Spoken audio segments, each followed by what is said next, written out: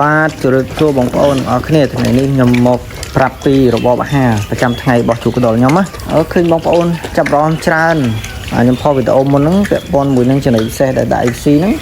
ហើយបងប្អូនឆាតសួរច្រើនអញ្ចឹងហើយក៏ឆ្លើយតបក្នុងនឹងម្ដងទៅតាមពិតទៅរបបអាហាររបស់ជ្រូកកណ្ដុរកាត់ព្រៃឬក៏ជ្រូកព្រៃគឺយើងផ្ដោតសំខាន់ទៅលើចំណីធម្មជាតិដូចជាដើមចេកតកួនចកស្មៅ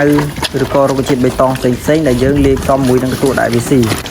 ក៏ប៉ុន្តែចំណីទាំងអស់ហ្នឹងគឺវាអត់គ្រប់ប្រូតេអ៊ីនទេតែធ្វើឲ្យជ្រូករបស់យើងលូតលាស់អត់បានល្អ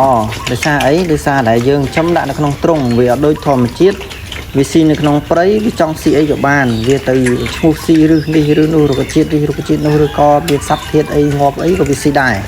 ប៉ុន្តែយើងចំនៅក្នុងទ្រុងគឺវាអត់អាចទៅណាបានទេបើយើងឲ្យស៊ីតែប៉ុណ្ណឹងវាប្រកាសជាស្គមហើយអញ្ចឹងដើម្បីឲ្យវាលូតលាស់បានល្អគឺយើងត្រូវផ្សំចំណីបន្ថែមឲ្យវាហើយចំណីបន្ថែមហ្នឹងគឺចំណីដែលមានប្រូតេអ៊ីនខ្ពស់ដែលយើងអាចលាយផ្សំច្បល់ចូលគ្នាក៏បានឬទិញពីទីផ្សារបានយើងទិញច្បល់ចូលគ្នាគឺយើងប្រើដូចជាពពុះពោតកាកសណ្ដែកសៀងម្សៅត្រីបាសមិចសាច់ព្រីមិចឬក៏វីតាមីនអីលាយច្បល់ចូលគ្នាទៅដើម្បីបង្កើនប្រូតេអ៊ីនហើយយើងមិនមែនដាក់ឲ្យស៊ីសុទ្ធទេគឺយើងលាយជាមួយនឹងចំណីធម្មជាតិដែលយើងដាក់ឲ្យស៊ីរាល់ថ្ងៃហ្នឹងបន្ថែមវាតិចៗទៅ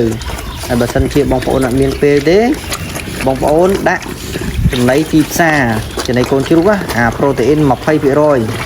បងប្អូនយកឲ្យវាស៊ី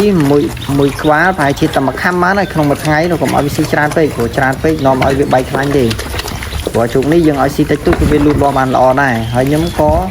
ដាក់វាស៊ីចឹងដែរអនុវត្តរាល់ថ្ងៃបន្ថែមវា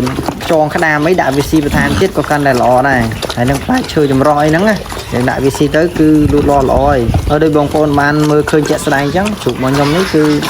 វាធាត់មូលស្អាតណា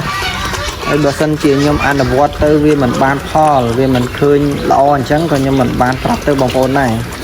ហើយទៅបងប្អូនឃើញហើយជឿជាក់ថាពិតជាធ្វើអញ្ចឹងទៅវាលូតលាស់ល្អមែនបងប្អូនធ្វើតាមខ្ញុំទៅតែបងប្អូនគឺតាំងសាមញ្ញមិនមានអីសំខាន់អាហ្នឹងក៏ជាការសម្រេចចិត្តរបស់បងប្អូនណាបងប្អូនគិតថាវាល្អបងប្អូនអនុវត្តដែរទៅបើសិនជាថាធម្មតាហ្នឹងក៏ស្រេចតែការសម្រេចចិត្តរបស់បងប្អូនទេហើយអរគុណដែលកន្លងមកបងប្អូនគាំទ្រច្រើនឆាតសួរច្រើនណាឥឡូវនេះខ្ញុំចែកលេខបានប៉ុណ្ណឹងអរគុណ